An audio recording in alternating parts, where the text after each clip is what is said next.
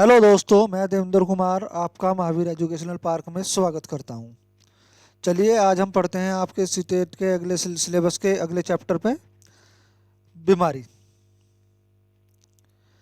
Bacteria, जीवाणु से होने वाली रोग, रोग जो बैक्टीरिया से होते हैं उन रोगों के बारे में आज हम पढ़ेंगे, ठीक है ना। बैक्टीरिया जो होते हैं ये एक कोशीय जीव होते हैं।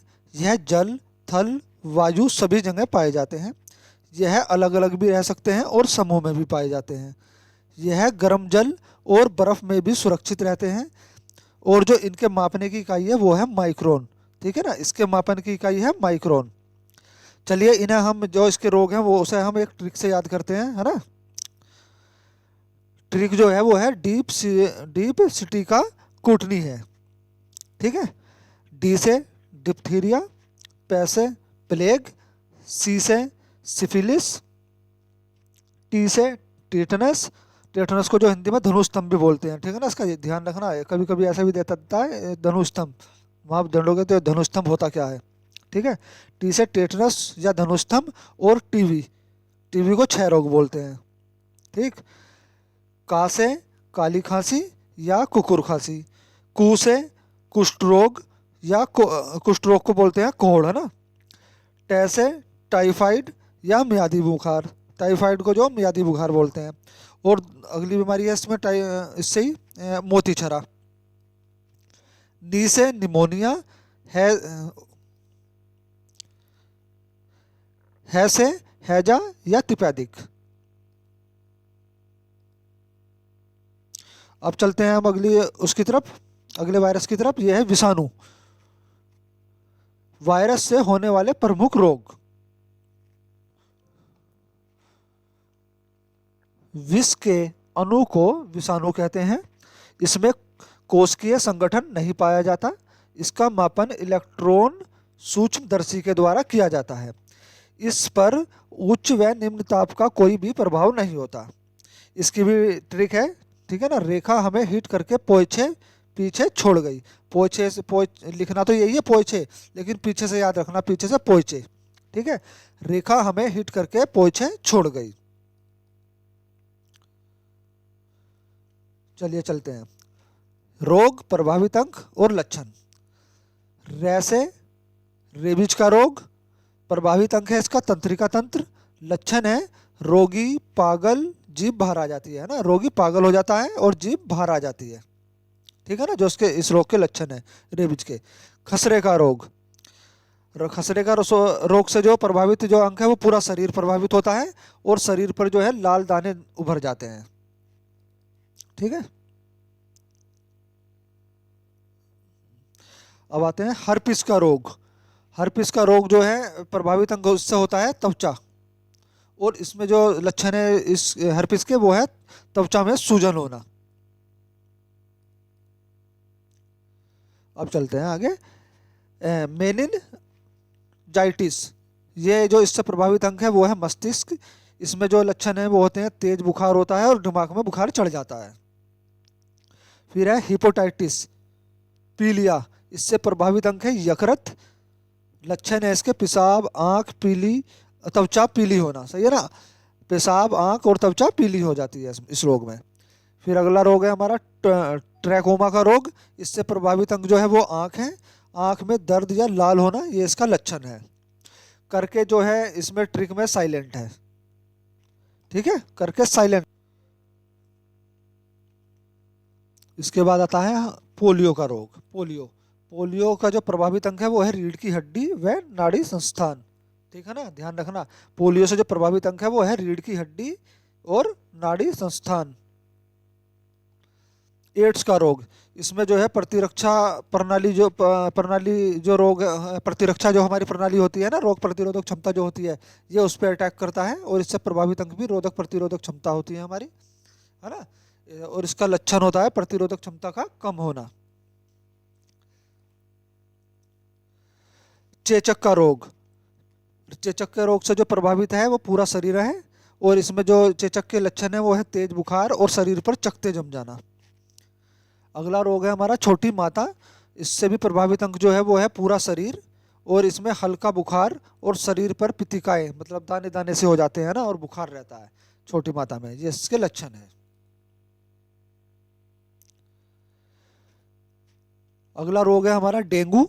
इससे प्रभावित अंग जो है वो पूरा शरीर है, और जो इसके लक्षण है वो सर में, जोड़ों में और आंखों में लक्षण प्रकट होते हैं इसके, है ना। गलसो, इससे प्रभावित अंग है पैर, थायराइड ग्रंथि, और जो इसके रोग के जो लक्षण है उसमें जवार यानी बुखार और मुंह आना, ठीक है। मुंह खुलने में परेशानी होना, मुंह खुलने में परेशानी होना, गलसों से संबंधित जो लक्षण है। अगला रोग है हमारा इन्फ्लुएंजा। इससे जो प्रभावित अंग है वो पूरा शरीर है, और इसमें जो इस रोग के जो लक्षण है वो है छींक और बेचैनी, ठीक है। अगर हमारी वीडियो आपको पसंद आ रही हो तो प्लीज सब्सक्राइब, लाइक, शेयर जरूर करें, ठीक है ना।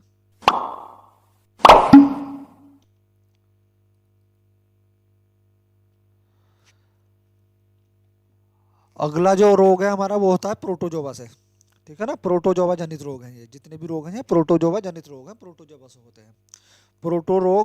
प्रोटोजोवा रोग एक कोषीय जीव होता है, ठीक है। इसकी ट्रिक है सोना पे काम पाया। क्या ट्रिक है? सोना पे काम पाया। बीमारी, प्रभावित अंग और लक्षण, सही है। सोना से सोना ही है, सोने की बीमारी, ठीक है।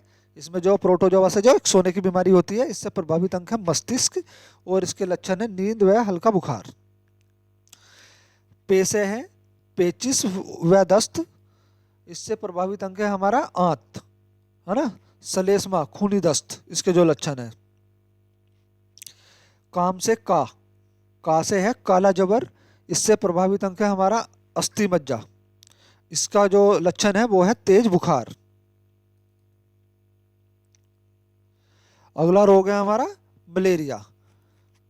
इससे प्रभावित अंग है हमारी तिल्ली और आरबीसी, जो खून में होती है, आरबीसी, है ना। और इसके जो लक्षण है वो है ठंड के साथ बुखार आना। मलेरिया की दवाई आपसे पता होगा, सीटेट में पूछते हैं कौन से पेड़ से बनती है, सिनकोना पेड़ से। और सिनकोना पेड़ की भी छाल से, ना कि पत्तों से या तनों से, सिनकोना पेड़ के छाल से मलेरिया की दवाई बनती है, ठीक है। अगला रोग है हमारा पाया से पारिया। इससे प्रभावित अंग है हमारा मसूड़े, और इसमें जो लक्षण है वो मसूड़ों से रक्त आना या मुंह में बदबू होना, ये इसके लक्षण है।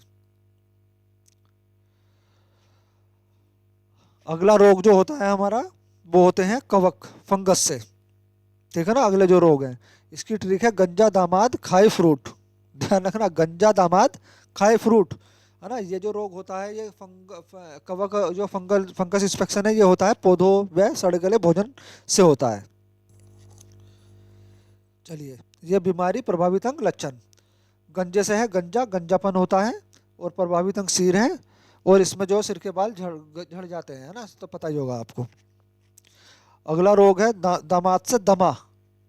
दमा प्रभावित अंग जो है इसका फेफड़ा है, और ये क्या लक्षण है इसके, कवक के स्पोर फेफड़ों में जाल बना लेते हैं, मतलब फेफड़े जो अंदर से सिकुड़ जाते हैं, उसमें सांस लेने में जो कठिनाई महसूस होती है, तो उसे बोलते हैं दमा। अगला रोग है दामादय से दाद। इससे प्रभावित अंग है त्वचा। लक्षण है इसके त्वचा पर लाल रंग के गोले उभर आना।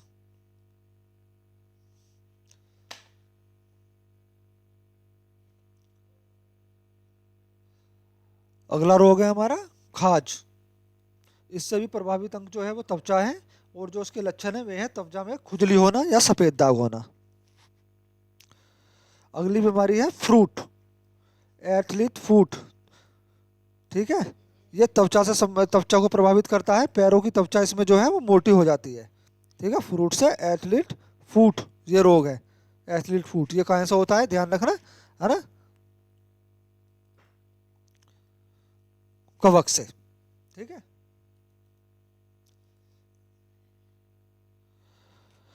चलिए अब चलते हैं अनुवांशिक रोग की तरफ।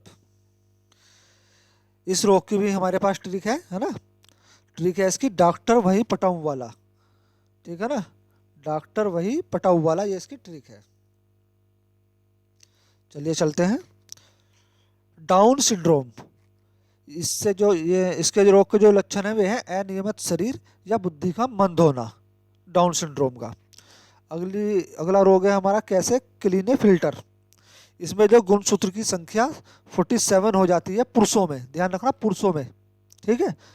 और टर से टर्नर, टर्नर मतलब टर्नर एक रोग का नाम है, ठीक है। इसमें गुणसूत्रों की संख्या 45 हो जाती है स्त्रियों में, यह ध्यान रखना है ना। क्लीनेफिल्टर में जो है गुणसूत्रों की संख्या 47 हो जाती है पुरुषों में, और टर्नर गुणसूत्रों की संख्या कम हो जाती है, 45 हो जाती है स्त्रियों में, ठीक है ना। डॉक्टर, जहाँ तक डॉक्टर हमारे खत्म हुए, अब आगे चलते हैं। वही वही के वैसे बनता है वनिधता। इस रोग में जो है ना लाल व और हरे रंग की पहचान नहीं हो पाती है जिसको ये रोग होता है, वनिधता। ही से हीमोफीलिया, रक्त का थक्का न जमना, है ना। चोट लगने पर जो खून का थक्का जम जाता है ना, खून रुक जाता है थोड़ी बहुत देर में, है ना, तो उस वो होता है रक्त का थक्का जमना। तो जिससे ये हीमोफीलिया बीमारी होती है, अगर उसको कोई चोट वगैरह ब्लड वगैरह निकल जाए तो उसका जल्दी से खून नहीं रुकता है, ठीक है।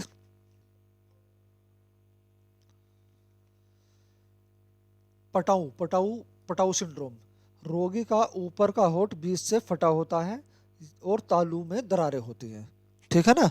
रोगी का ऊपर का होठ बीच से फटा होता है और तालू में दरारें होती हैं, ठीक। अब चलते हैं, चलिए। मनुष्य में गुणसूत्र की संख्या 46 होती है या 23 जोड़ी, है ना।